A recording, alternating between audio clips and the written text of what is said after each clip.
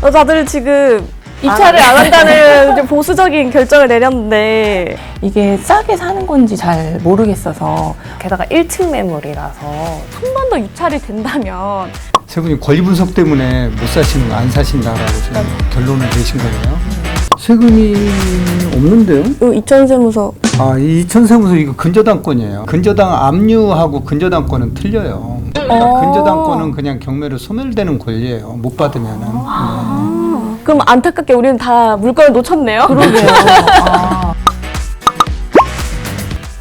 그러면 첫 번째 물건은 아깝게 놓쳤으니까 두 번째 물건은 잘 한번 입찰을 해보는 걸로 하겠습니다. 두 번째 물건 설명해 드릴게요. 물건 번호 2022 타경 53713입니다. 서울 송파구 잠실동 일원의 리센츠 아파트입니다. 해당 아파트는 2008년 공급돼 약 15년 된 아파트이며 총 세대수는 5,560세대의 초대형 단지입니다.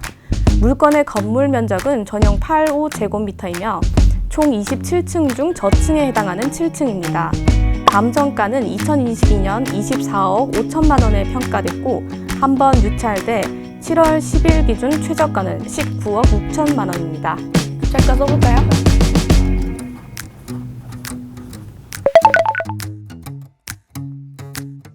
저 너무 높게 썼나요? 얼마 쓰셨어요? 저 24억 7천이에요. 오, 그럼 최고가 낙찰! 윤아 기자는 한번. 저는 일단 잠실이라는 동네가 너무 좋아요. 그것도 약간 그런 사심도 들어가 있고, 그게 비슷한 매물이랑 또 조금 더 큰 평형대를 보니까 실거래가가 최근에 23, 4억이더라고요, 시장가가. 그래서 잠실이라는 입지적 강점도 있고, 또 토어제가 안 풀리긴 아직 안 풀렸지만, 이게 물결이든 1년 뒤에는 서울시에서 풀어줄 것 같다는 저의 이제 뇌피셜로 생각을 해봤을 때 매물가가 그럼 오르지 않을까 해가지고 감정가보다 조금 더 높여서 이제 낙찰 확률을 높이는 게 좋지 않나 라는 생각을 했는데, 이게 보증금이랑 뭐 대부업체 근저당 건도 있긴 있더라고요. 그래서 조금 고민을 하긴 했지만 일단 질렀습니다. 선배는요? 저는 이게 그 잠실 리센츠가 이제 잠실 엘리트 중에 하나로 소비자들이 선호도가 굉장히 높은 단지잖아요. 근데 이제 여기에 바로 역세권에다가 거기다 초등학교도 같이 품고 있는 초품화 단지여가지고 저도 이제 뭐 아이가 있는 입장에서는 되게 좋은 선호하는 단지인데, 이게 작년에 20억대 무너졌을 때 가격이잖아요. 지금 최저 입찰가가. 그래서 아무래도 20억에 사기는 좀 너무 과하고, 그래서 19억 9천 정도는 들어갈 수 있겠다라고 생각해서 이 정도 가격에 썼습니다.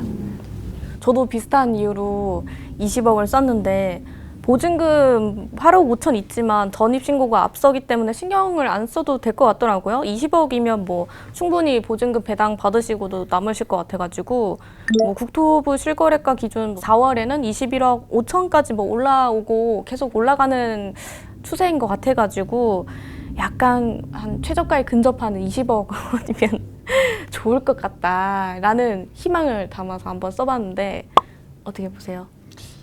제가 생각하는 금액은 이 두 분이 쓰신 거는 조금 낮지 않을까. 그다음에 24억은 너무 많지 않을까. 시장 가서 사면 될 것 같아요. 그 금액은 시장 가서 지금 사면은 뭐 계약이 될 것 같아요. 그래서 이제 지금 현재 감정가 자체가 22억이었는데 한번 유찰돼서 19억 정도로 떨어져 있는, 저감돼 있는 상태잖아요. 20%. 그래서 한 21억 5천 정도? 근데 시세는 지금 가격은 올라가고 있어서 22억에서 뭐 23억 사이 하니까 21억 5천 정도 써야지만 매수할 수 있지 않을까, 그렇게 보여지네요. 특히 이제 여기는 리센치하고 엘스부터 파크리오까지 여기가 이제 3만 5천 가구예요. 전체 다. 그러니까 신도시죠. 신도시급인데 이 중에서 초등학교, 중학교, 고등학교, 리센치는 잠신 초, 중, 고가 있는 데입니다. 엘스도 물론 초, 중이 다 있어요. 이 두 개 단지가 있어서 편의시설도 좋고 교육 환경도 좋고 좋은 아파트입니다. 단지 커뮤니티가 없어서 조금 불편할 뿐인데, 그럼에도 불구하고 실소유자들이 선호하는 단지죠. 그리고 세대 수가 5,563세대. 굉장히 대형 단지죠. 네. 좋습니다. 사시는 게. 아, 궁금한 게 이 네. 국민건강보험공단은 네.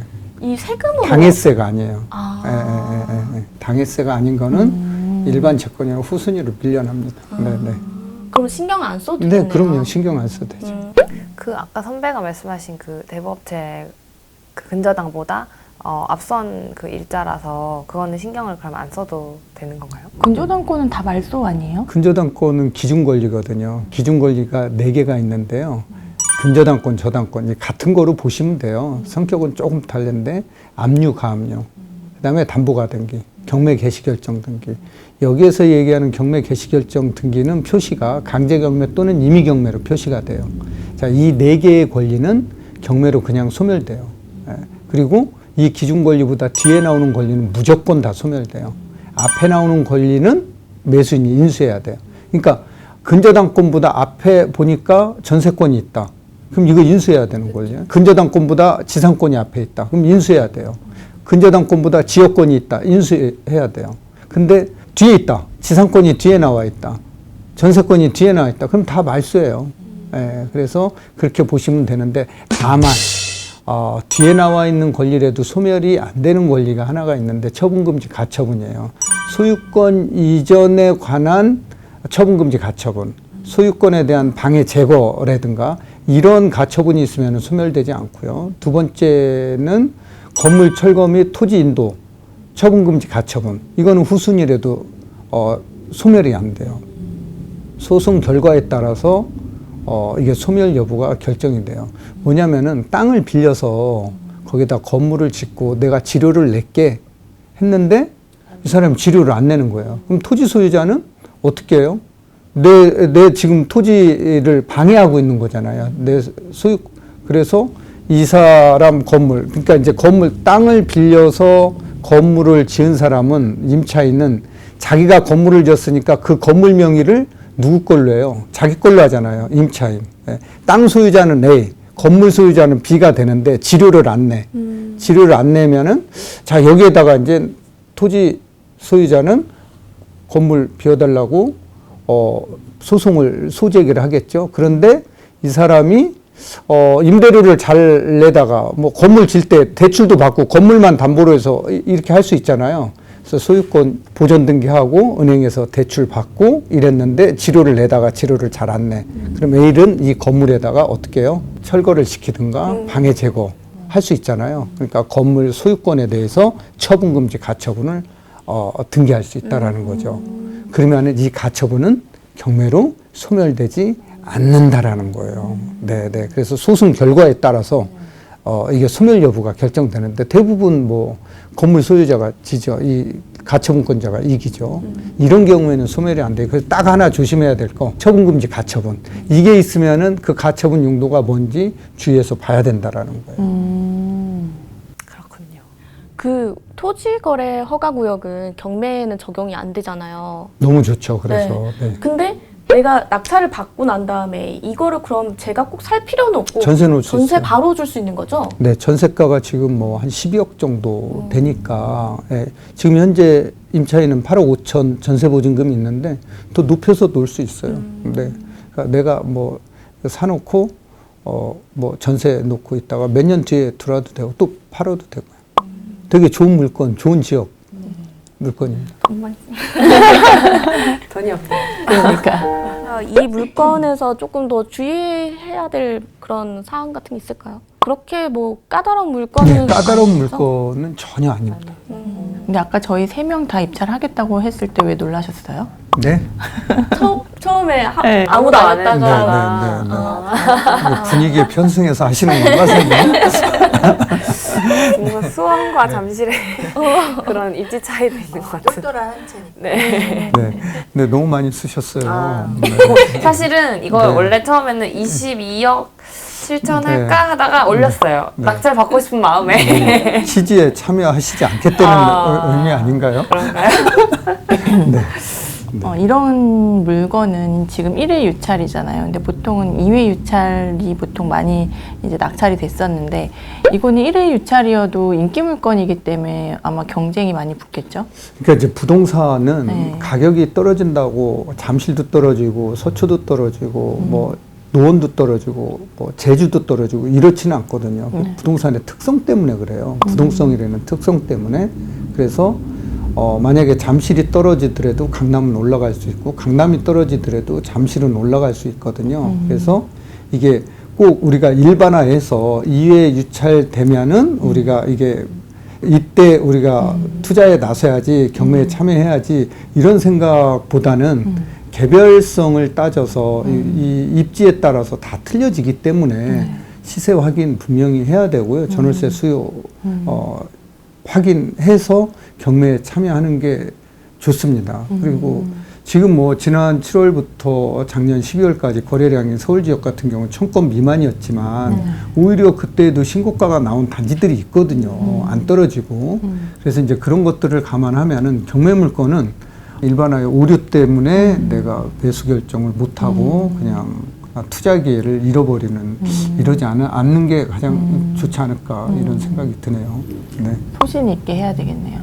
그래서 그 이제 물건 분석을 그만큼 잘 해야 될 것 같아요. 그러니까 경매를 잘 하려면은 권리 분석이 중요한 게 아니라 물건을 많이 보고 미래 가치 연구를 많이 하는 게 경매에 좋은 것 같아요. 네. 근데 20억 기준이 사실 무너졌었던 시절이 있었잖아요. 얼마 전에. 이유가 뭐라고 보세요? 그게 이제 5천 세대 되는 단지 중에서 사람들이 다 같을 수는 없잖아요. 어떤 사람은 부도에 임박해서 막 물건을 금방 팔지 않으면 안 되는 경우가 있잖아요. 그게 한 건이 팔리면은 그 5천 세대 전부 다가 가격이 떨어진 걸로 우리는 일반화해서 생각하잖아요. 예, 그게 안 된다라는 거죠. 어떤 사람은 나는 그 가격에 안 판다. 그래서 나머지는 버티는 거잖아요. 예, 버티고 또 올라가는 것도 마찬가지예요. 올라갈 때도 그런 일반화의 오류에 우리가 이제 그런 함정에 빠질 수도 있죠. 그래서 중간 가격을 잘 보고 가셔야 돼요. 최고가, 최저가 이거 생각하면은 내 집 마련 이런 거 하기가 되게 쉽지는 않아 보입니다. 극단적인 거는 좋지 않은 것 같아요. 네. 네.